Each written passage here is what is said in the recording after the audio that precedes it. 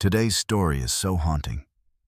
It lingers like smoke in your lungs, set in a stretch of the American West, where the sky feels endless and the wind never stops whispering through dry grass and splintered fence posts. It's a place where faith and fear share the same pulpit, and where a woman's silence can echo louder than a gunshot. This is where fate bends quietly, where the frontier doesn't just test your strength, it strips you down to whatever truth still survives inside you. It all began with a deathbed prayer, one final breath rattling through a preacher's chest. A small, ordinary ending that was just powerful enough to set a woman free. Elowyn Vale had lived the first 25 years of her life under orders. Where to stand, when to speak, what to believe, even what she was allowed to feel. She followed every rule the way a well-trained horse follows the reins, because the lesson had been carved into her early and carved in deep. Her father, Amos Breyer, preached about mercy from the pulpit of the Ashfield parish every Sunday morning. By Monday, that mercy turned into leather, and scripture barked through clenched teeth. He believed children, especially girls, were born crooked, bent towards sin, and that the only way to straighten them was through pain. Elowyn learned young that obedience kept you breathing. Questioning brought bruises. Wanting anything for yourself was not just selfish, it was dangerous. She buried her thoughts so deep inside her that, after a while, she could hardly hear them anymore. At 16, Amos Breyer handed her over to Obadiah Rourke, a widowed preacher with frost in his hair and judgment in his eyes. He was 43 on their wedding day, already respected, already feared, already certain of his righteousness. His first wife lay in a Missouri graveyard. Elowyn stood in her mother's faded wedding dress and understood, clear as a prairie sky, that she was not walking toward freedom. She was stepping into a cage. Obadiah did not look at her like a bride. He looked at her like a man inspecting a purchase. Sound enough, useful enough, sufficient for duty. 9 years. 9 years of a bed that felt colder than winter. 9 years of sermons that followed her home. 9 years of being told her thoughts were wicked, her emotions corrupt, her body a temple that must be starved, disciplined, denied. Saturday nights were his chosen ritual, always Saturday. He would approach her with the same grim resolve a man might show before enduring a medical procedure. "It is my duty," he would mutter. He prayed before he touched her. He prayed after. He asked forgiveness for the weakness of flesh. Elowyn would stare at the ceiling beams and feel nothing but a hollow ache spreading through her ribs. If this was love, then love was a punishment. If this was marriage, then marriage was endurance. She began to wonder if she would live her whole life like an empty house, entered, used, and left behind. No child ever came. Obadiah called it proof of her failing spirit, proof of hidden sin, proof she required firmer correction. He never struck her face. He was too careful for that. Bruises bloomed where sleeves and collars could hide them. Pain does not need witnesses to be real. She wore silence like a second skin. On Sundays, she smiled at the Ashfield parish, the perfect minister's wife. Inside, something fragile and bright withered a little more each year. When consumption finally laid Obadiah low, she tended him without hesitation. She cooled his fever, emptied his chamber pot, pressed cloths to his brow while he raved about sinners burning in eternal fire. She did what she had always done. She obeyed. The night he died, choking on his own breath and swearing demons were clawing at the foot of his bed, Elowyn stood beside him and waited for feeling to come. Nothing did. No grief, no relief. Just a vast, echoing emptiness where a heart should have stirred. After the burial, she sold the house, the furniture, the books, heavy with judgment. She took the money and boarded a westbound train. Folks spoke of the frontier like it was a second chance, a place where a person could shed an old name and step into a new life beneath a bigger sky. She told herself she was starting over, but the truth rode quieter and closer to the bone. She was running from the memory of leather and scripture, running from the woman who had endured without ever choosing, running from the fear that something inside her had died for good, that she was cracked too deep to ever hold love, too numb to ever feel the heat other women whispered about in hushed tones. And so she turned her face west, toward land wide enough to swallow the past whole. She had convinced herself she was incapable of the kind of fire other women spoke about in whispers. The restless hunger, the ache that pulled them toward a man. She believed she would drift through the rest of her years the way she had through her marriage, untouched inside, hollow as an abandoned church. Elowyn Vale found work in a modest town in Dakota Territory, keeping house for a widow named Delilah Morn, who ran a boarding house along the main road. It was steady labor, scrubbing floors, hauling water, boiling linens until her hands turned raw. The sort of honest work that filled the day and left no room for thinking. She cooked stews thick with salt pork, swept dust from the entry, mended torn shirts for passing cowhands.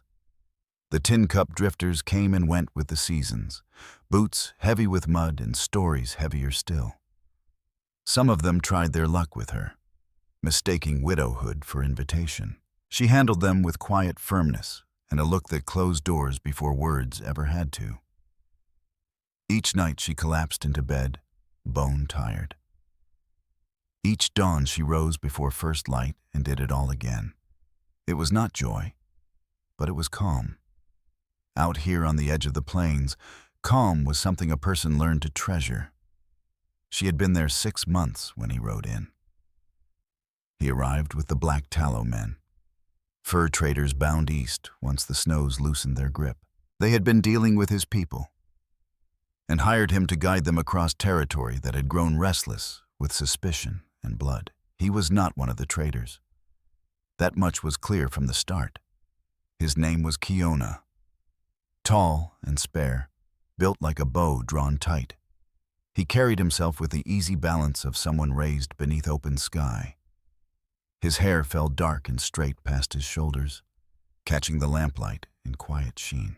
His face held sharp lines carved by wind and sun, and his eyes, deep set and steady, watched the world as though it spoke a language only he could hear. The black tallow men stomped and laughed and filled the room with noise.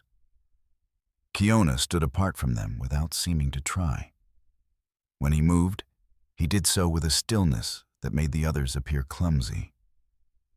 When he spoke, which was rare, his voice carried low and deliberate, every word measured before release. The first night, Elowyn felt his gaze before she saw it. She glanced up from placing tin plates on the table and found him watching her. Not hungrily, not boldly, not the way men usually looked at her. His expression held something quieter, curious, intent, careful. Heat climbed her neck before she could stop it. She looked away, scolding herself for the sudden rush beneath her skin. For the rest of the evening, she avoided his eyes. Yet she felt them, steady as a hand resting lightly at her back. Each time she crossed the room, she sensed him tracking her movement, not with ownership, not with claim, just awareness. Her body answered in ways she did not recognize. Her pulse quickened when he stepped near. Her skin tingled when his attention brushed against her. Breath caught short in her lungs. Her hands fumbled with plates she had handled 1,000 times before. She became acutely aware of her own form, of the way her dress brushed her hips, of the warmth gathering low in her belly. It unsettled her. She had never known desire, not truly. The ache other women murmured about behind closed doors had always seemed like myth. Obadiah Rourke had taught her that flesh was weakness, that pleasure was corruption, that a righteous woman did not yearn. She had swallowed those lessons whole. She believed she was immune to longing. But something in Kiona's gaze stirred embers she had sworn were ash. Something deep within her, long buried beneath sermons and shame, shifted and breathed. The black tallow men stayed 3 days, waiting for a prairie storm to break.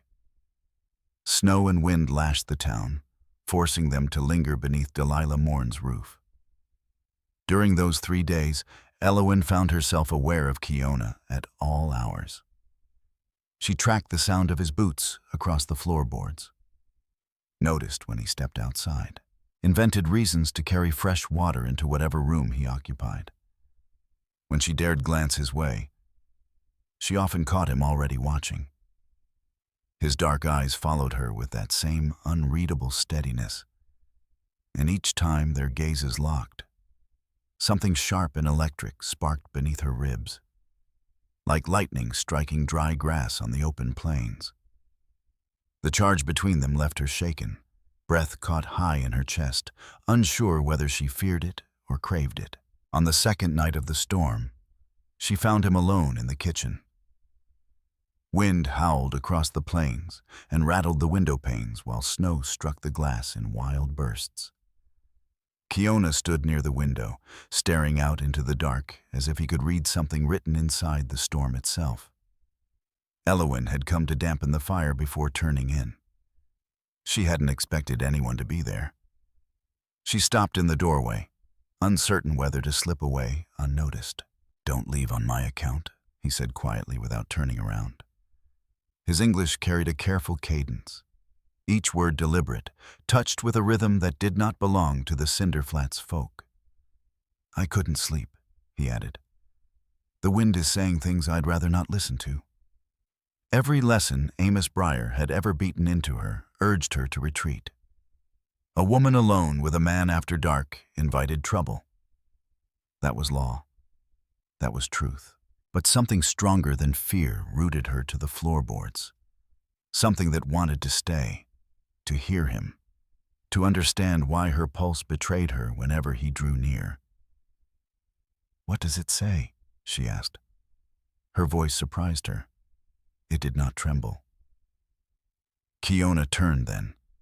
Firelight carved his face in shadow and ember. In that dim glow, he looked almost otherworldly, sharp, still, beautiful enough to make her chest tighten.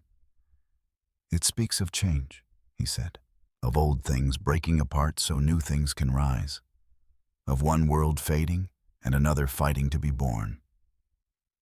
He studied her as though measuring something deeper than her words. "You know something about that," he continued. "About endings and beginnings." Her breath hitched. "How could you possibly know that?" "I see it in your eyes," he answered simply. "You carry a past that still weighs on your shoulders. You walk through this place like a ghost, standing here, but not fully living inside your own skin." No one had ever named her so plainly. No one had ever looked past the neat hair, the calm smile, the steady hands, and seen the fracture underneath. Tears burned her eyes.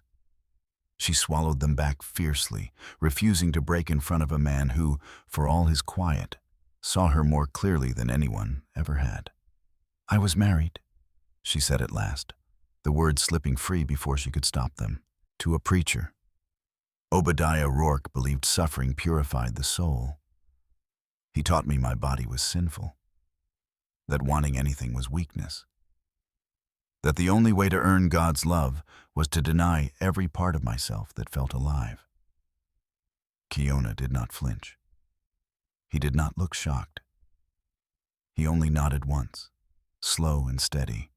"There are voices among the high prairie circle who speak the same way," he said. "They claim the body must be punished. That desire invites ruin. That joy is a snare set by restless spirits." His gaze sharpened, but his voice remained calm. "I do not follow those teachings. I believe the Creator gave us bodies so we could know warmth, gave us hearts so we could love, gave us longing so we might feel what it means to be fully alive." Something inside her shifted. something small and fragile that had been buried for years. "And if someone has been told the opposite?" she whispered. "If someone has lived so long believing she is shameful that she has forgotten how to feel? Then she must unlearn it," he said gently. Slowly, with patience, with someone who understands that healing is not forced. It is invited. He crossed the room then, quiet as snowfall. Elowyn felt her pulse hammer as he stopped in front of her. The air between them grew thick, charged. He lifted his hand and brushed his fingertips lightly along her cheek. The touch was barely there, soft as a breath. But it struck her like lightning.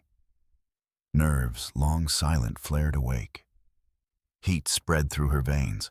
For the first time in years, she felt undeniably made of flesh, of blood, of warmth, of something living. "You are not broken," Kiona said softly. "You were wounded. You were fed lies about your worth. But you are not beyond repair." His thumb lingered at her jaw, steady and careful. "The part of you that can feel, it is still there, hidden, waiting. It only needs gentleness." Tears slipped free then, unstoppable, sliding hot down her cheeks. She did not even try to hide them. The tears kept falling, heavy and unstoppable, as though they carried every year she had swallowed her pain without a sound. "I don't know how," Elowyn whispered, her voice raw. "I don't know how to feel. I don't know how to want anything. I don't know how to be anything except empty." Kiona did not step away. He did not flinch from her brokenness. "Then let me show you," he said gently. "Not tonight.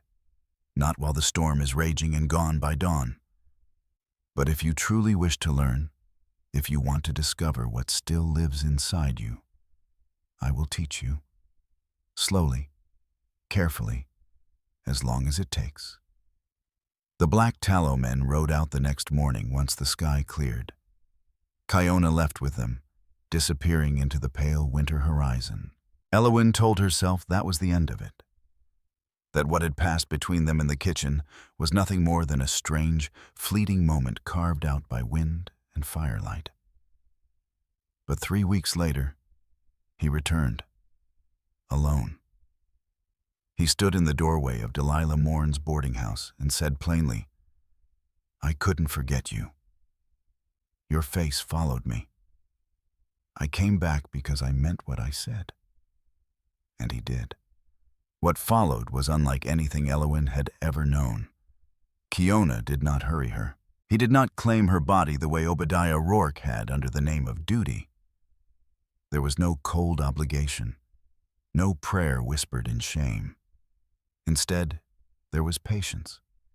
He taught her to stay inside her own skin, to notice warmth instead of pushing it away, to recognize what felt right and what did not, to trust the signals her body gave her instead of fearing them.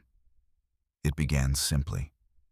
He would hold her hand and wait until her breathing steadied. He would brush her hair back from her face and study her expression. If she stiffened, he eased back. If she leaned closer, he followed. Every touch was measured by her comfort, not his hunger. Little by little, she realized the numbness had not been permanent. Beneath the layers of shame, something responsive still lived. Her skin could awaken. Her breath could deepen. Heat could bloom where once there had only been emptiness. She learned that pleasure did not arrive as lightning. It came as warmth, building slow and steady. She learned that her body was capable of answering touch. That the hollow space inside her could be filled, not with fear, but with sensation. There were setbacks. Nights when Amos Breyer's voice echoed in her memory. Moments when Obadiah Rourke's shadow rose between them and made her recoil. Times when she whispered, "This is wrong," even though she no longer believed it. Kiona never scolded, never pressed. He would simply hold her until the tremors passed. When she made progress, he celebrated quietly, as though she had crossed a great frontier no one else could see. Months slipped by. Elowyn left Delilah Morn's boarding house and moved into a small cabin Kiona had built near the edge of town, close enough to the Cinder Flats folk that she could take in sewing work, far enough that curious eyes did not pry too closely. They were not married. Not before the law, not before the Ashfield parish. But they were bound by something steadier than ceremony. They built their days on conversation, respect, and a love that grew from trust rather than fear. And still, he continued teaching her. He taught her that her body was not a battlefield. It was sacred ground, not something to punish, but something to honor. He taught her that desire was not corruption. It was strength. He taught her that pleasure was not a trap. It was a gift meant to be shared freely between two souls who cared for one another. Yet one boundary remained untouched. They had explored nearly every closeness she could bear. They had held each other in the dark. They had learned the language of touch, of breath, of rising warmth. More than once, he had guided her to the brink of overwhelming sensation and then drawn back, watching her carefully. But they had not fully joined as man and woman. Each time they neared that final threshold, the memory of Obadiah would surge up like a ghost at the door. Her body would tense, fear would creep in, and Kiona would stop immediately, even when restraint clearly cost him. He never pushed, never insisted. Until one evening, something felt different. That night the fire burned low and steady, throwing gold across the cabin walls while the wind moved softly outside. They sat close on the rug before the hearth, speaking in quiet tones, hands finding one another in the familiar rhythm they had built over months of careful trust. The closeness between them deepened the way a river deepens its course. Slow, certain, inevitable, Kiona undressed her with reverence, not haste. His hands moved over her as if committing her to memory. Each touch asked a silent question. Each breath she gave him was an answer. He guided her to the brink of sensation again and again, holding her there, steady and watchful, until her body trembled and her voice broke into soft pleas she could not even name. When he settled above her and she felt the heat of him against her, she waited for fear to rise. It did not. No tightening in her chest, no shadow of Obadiah Rourke clawing at her mind, only longing, only certainty, only the deep, aching need to step through the doorway that had stood open between them for so long. Kiona stilled. His breathing was uneven, his restraint visible in every tense line of his body. He searched her face carefully, as though the smallest flicker might change everything. "Elowyn," he said, her name rough in his throat, threaded with desire, and something softer, almost sacred. "I need you to be sure. Not because I want this. Not because you think you should. I need to know you are choosing it." He swallowed, steadying himself. "Once we cross this line, there is no undoing it. The past you fought so hard to quiet. It may rise again. Tomorrow, next month, years from now. I need to know you step forward with open eyes." Elowyn looked up at him, this man who had taught her gentleness, who had shown her that love did not have to wound. She remembered the woman who arrived in Dakota Territory, empty and hollow. She remembered the small victories, the nights she nearly pulled away, the patience that never faltered. She remembered Obadiah's cold Saturdays, the prayers whispered in shame, the years of believing her body was something to endure instead of inhabit. For a moment, she felt that ghost stirring. Then she let it go. She released the shame, the fear, the obedient girl who had mistaken silence for virtue. She let go of the woman who endured instead of chose. What remained was clear and steady. "I have never been more certain," she whispered. "Not once in my life." Her voice strengthened. "I choose this. I choose you. I choose to feel everything I was told I should bury. I am done running. I want to live. I want to be fully alive." She reached up and drew him down. When their bodies finally joined, tears slid down her temples. But they were not born of pain. They were the release of years held too tight, the relief of arriving at a place she had been walking toward without knowing it. There was nothing cold about it, nothing mechanical, no duty, no shame, only warmth, only breath and heartbeat, and the steady rhythm of two souls meeting without fear. Kiona murmured against her skin in the language of the high prairie circle, words she did not understand, yet somehow felt. They wrapped around her like a blessing, and in that firelit room, beneath the wide Dakota sky, Elowyn Vale understood at last. She had not been broken. She had only been waiting. He whispered against her skin as if she were something rare and sacred, as if she were the most cherished thing beneath the endless Dakota sky. And when the wave finally broke over her, when her body arched and trembled and opened in ways she had never imagined, Elowyn Vale understood with startling clarity that everything she had been taught was false. Her body was not a source of shame. Her longing was not corruption. The pull of flesh toward warmth was not a snare set by darkness. It was a blessing, deep and luminous, one she had been denied for far too many years. Afterward, she lay in Kiona's arms, her cheek resting over the steady drum of his heart. The fire crackled low beside them, for the first time since girlhood, before Amos Breyer's discipline hardened her spirit, before Obadiah Rourke's coldness dimmed her light. She smiled without fear. "Thank you," she murmured softly, "for your patience, for waiting until I was ready, for asking instead of taking." Kiona pressed his lips to her hair. "You never owe gratitude for respect," he replied. "That is the ground love stands on, nothing less." She swallowed, emotion rising fresh and clean in her chest. "I didn't know that. I didn't know love could be gentle.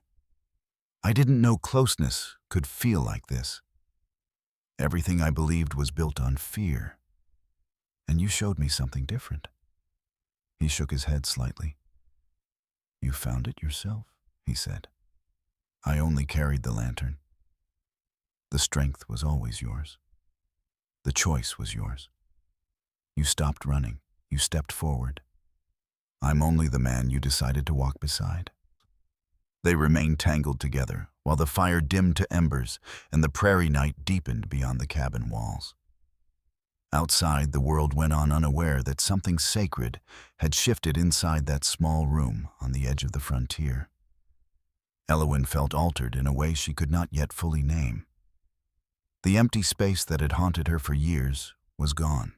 In its place was warmth, solid and living, and the quiet certainty that she had finally reached the place her soul had been searching for without knowing it. Certainty. For the first time in her life, she was certain of something good. That certainty would be tested. The Cinder Flats folk would whisper.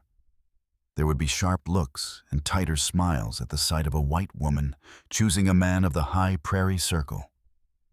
There would be rumors, judgment, prejudice disguised as concern, and there would be nights when the old teachings tried to crawl back into her thoughts, telling her she was wrong, that joy carried punishment, that she did not deserve the peace she had found. But she had Kiona, his patience, his steady faith in her worth. She carried the memory of that moment when he stopped, when he gave her one last chance to turn away, proving that her choice mattered more to him than his own desire. And she carried something even stronger. The certainty that she was worthy of love. The certainty that her body could hold joy without apology. The certainty that the life she had stepped into was the one meant for her. He had paused and given her the freedom to choose. She had chosen him. And in choosing, Elowyn Vale had finally set herself free. Finally, let me send my deep thanks to you. We appreciate you more than you think. If this tale stirred something deep inside, we invite you to remain part of this frontier of memories. More true stories of honor, compassion, and destiny are waiting for you here. Subscribe, share, comment, and thank you for riding with us today. Aviso legal, barra disclaimer. Our content is designed for artistic and entertainment purposes and may reinterpret historical themes using fictional touches. We apply AI tools thoughtfully, only to support production, while keeping human supervision over editing, emotional tone, and narrative coherence. We always comply with regulatory guidelines for AI-based media and avoid deepfake practices or identity manipulation. All supporting components remain legally sourced. Please ask for authorization before sharing or adapting any segment. Your respect makes it possible for us to continue telling meaningful stories.